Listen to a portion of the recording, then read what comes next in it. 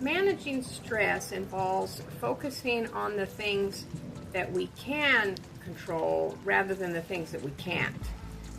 One thing that always makes my stress worse is ruminating. I did a video on this topic a little while back.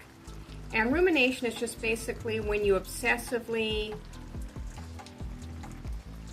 think about the negative aspects of a situation. Like if you get stuck dwelling on the past. You will feel much calmer if you try to focus on solutions instead. It also helps to maintain good sleep. They've proved that sleep deprivation does make stress a little bit harder to handle.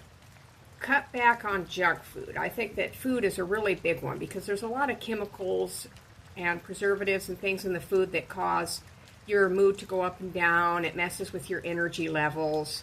So I personally keep a food journal from time to time, and then I can look over what I ate in the last couple of days if my energy's suddenly really low or if I'm hyperactive or I have a bad attitude. Sometimes I can refer back to my diet and find a pattern if you keep one of those for a few weeks or a couple of months. So basically, I would suggest sticking with a whole food diet that you consume mostly whole foods and unprocessed foods. Fruits, vegetables, grains, whatever kind of balance works best for you. Another thing that causes stress is unhealthy relationships. If you surround yourself with people that are supportive, you will ultimately feel happier. I know that it helps me to have friends that understand me and they try their best to encourage and support me through different things I'm going through or choices I make, and it makes me feel definitely a lot more relaxed and happier. Also, be sure not to overload yourself with too many commitments. Oftentimes, we keep doing things for people and we don't learn how to set healthy boundaries, and then we get overloaded. People pleasing. Try to avoid people pleasing and remind yourself that it's okay to say no. That sometimes you can say, hey, I really don't want to do that, or I'm not into that, and not have to worry about the repercussions. If you have a good supportive relationship with whomever you're telling no, they will be understanding and back you up in your decision, or they will find some other way to take care of themselves. They shouldn't be making you feel pressured, is basically what I'm trying to say. Also, meditation, deep breathing exercises, keeping up with your physical activity. If you work out regularly or you do deep breathing or meditations, this definitely helps reduce stress and it builds resilience. I used to have really bad panic attacks. I had anxiety disorder from a couple of different things that caused PTSD growing up. And when I started, I used to have panic attacks so bad actually that I would hyperventilate.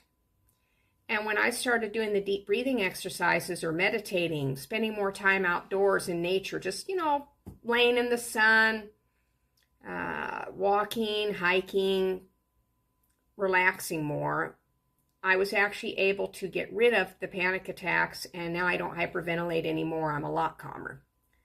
Overall, I guess the one thing that really helps the most is to stop worrying. Just try your best to recognize, like what I said earlier, what is within your control and what you can't control. Just try to let go of the rest and just say, well, this is something that I can actually do something about. This is something I can handle or I could alter to make my life better or easier. And these things over here, I can't do anything about. Sometimes it helps to make a list and just write down all of the things that you want to see changed in your life and then decide how many of those things are actually something that you can do something about. How many of those things are actually within your control, and how many of them are things that would involve somebody else making a change or doing something. And if it involves somebody else, oftentimes, unfortunately, if they're not ready, you kind of just have to let them be. Let them, as Mel Robbins says. I like her. So just look for growth opportunities and practice gratitude. That's another big thing that I've noticed. By adopting stress management techniques, you can improve your well-being and your resilience.